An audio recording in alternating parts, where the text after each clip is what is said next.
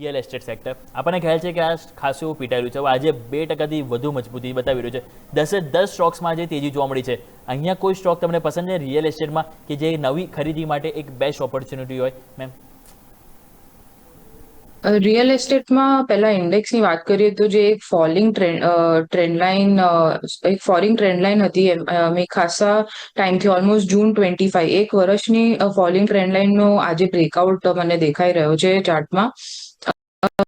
તો મને લાગે છે કે અહીંયાથી એક નિફ્ટી ઇન્ડેક્સમાં આપણને સારી તેજી જોવા મળી છે. એમાં જે સ્ટોક છે એમાં મને પ્રેસ્ટીજ એસ્ટેટનો સ્ટોક સારો લાગી રહ્યો છે.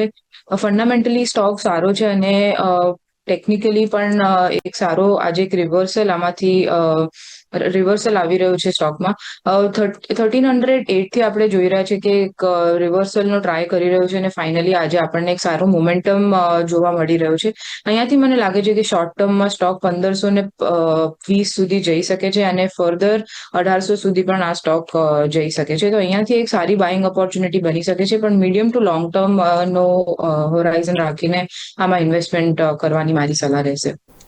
ઓકે, તો જેમ મેં કીધું એ પ્રમાણે જરૂરથી એક લોંગ ટર્મ હોરિઝન રાખવું જોઈએ. પ્રેસ્ટીજ એસ્ટેટ રિયલ એસ્ટેટમાં પસંદગી માટે બની રહ્યો છે.